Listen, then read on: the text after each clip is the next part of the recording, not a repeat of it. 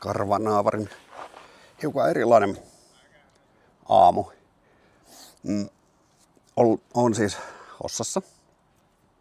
Tämä on upea alue. No eilen kierrättiin se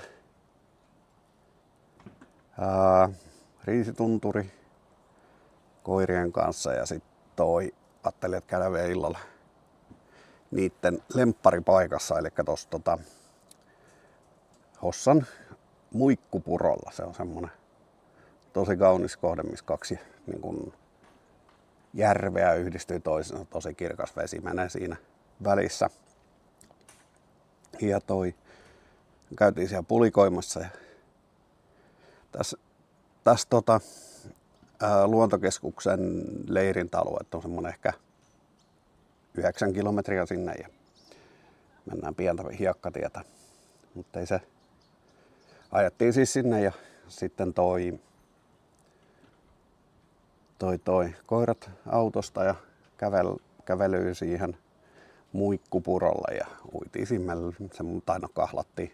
Ja Hulda nyt perinteisen tapansa koittaa juoda sen kaiken veden tyhjäksi, mitä siellä on.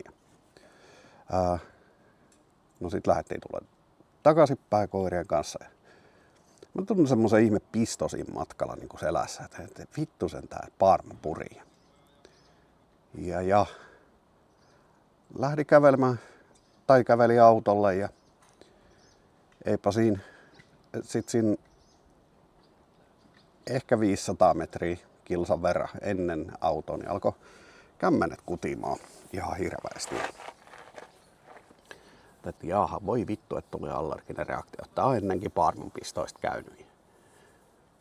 No en mä tietysti ollut sit mitään antihistamiinia pakannut mukaan, että se oli unohtunut. Että voi vittu, että tuleepa paskamainen yö, ettei saa nukuttua. Sitten se meni autoon, pakkasi kamat ja rupesin lähteä sinne aika hiekkateen. Ei saatana, nyt menee jalkoihin. Et jalat tuntuu semmoset ja niissä oli urtikarjan jälkiä. No onpa kova reaktio ja ajoin sitä hiekkatietä eteenpäin, käännyin päästä siellä vasemmalle ja sitten alkoi menee huuli. Ja tai tuntuu, että huulet turpoo yhteen. Nyt ei ole hyvä ja jatkan kuitenkin. Sitten mä katson peiliin, niin mulla on silmät ihan punaiset. Aivan siis niin kuin olisi vuosistuhannen krapula ja rupeaa menee umpeen. Ei saatana. Nyt ei mene hyvin, että mulla ei ole mitään lääkettä. Ja nappasi 112-sovelluksia siihen eteen. Ja sitten sen ajelin tänne päin. Nyt muuten sitten rupeaa näkyy valkoista, että mä en näe mitään.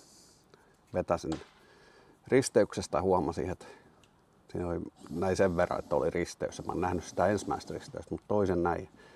Eli risteyksestä nuri, pysäytin auto 112-sovellus päälle ja sitten lähti taju. No siinä meni vähän aikaa ja no kyllä se taju siitä sit pikkuhiljaa parlaili. Tuli, mutta ässät suhisi ja oli outo olo ja häke tuli. En heti toimertunut autolla ajamaan, mikä vittu yllätys. Mä olin tuossa risteyksessä tuossa vähän matkan päässä ja kuin ollakaan, niin istuskeli siinä vähän aikaa ja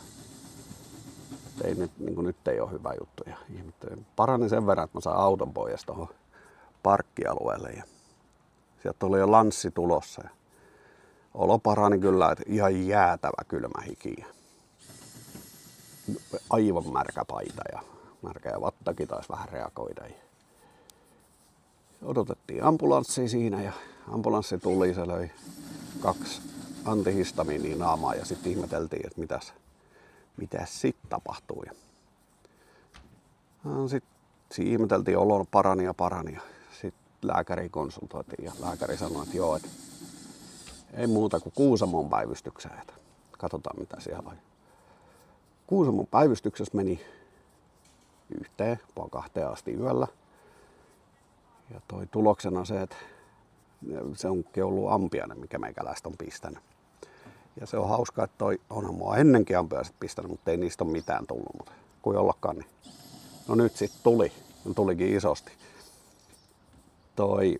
Nyt odotellaan puhelua sitten tuolta päivystyksestä ja tuolta, että mä saan EpiPen-reseptin ja voin todeta, että mä olen nyt sitten jatkossa ampiaisille aika helväkö allerginen. Tapaus se tämäkin. En ollut ennen, mutta nyt olen. Sellainen, että tänään ei tullut tölkyn ylitys. Kelaillaan tässä nyt ainakin tämä päivä, mietitään mitä tapahtuu ja ehkä heitä jonkun pienen lenkin, mutta vähän semmonen päivä, että tänään tulee ottaa vähän rauhallisemmin. Semmonen. En ollut ampiaisille allerginen, mutta nyt olen. Kaikkea sitä.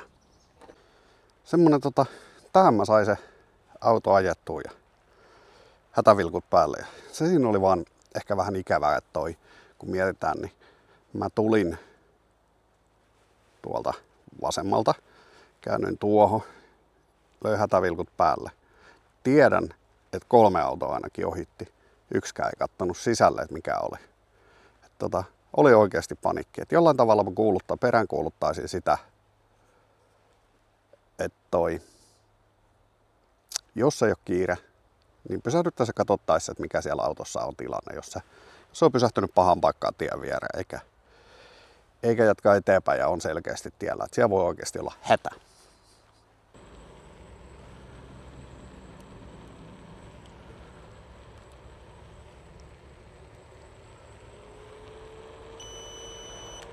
No niin, se piippas kruisa, niin on vähän helpompi pitää kiinni.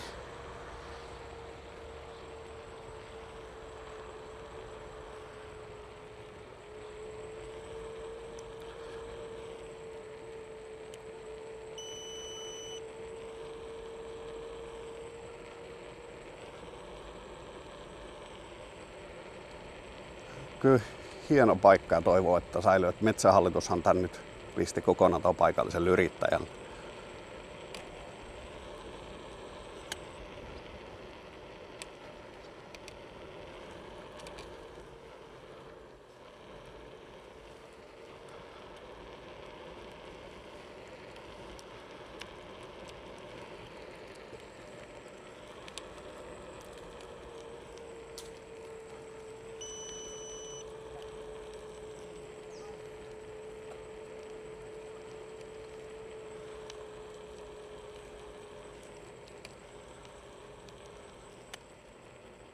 Ja siinä mun pirssi.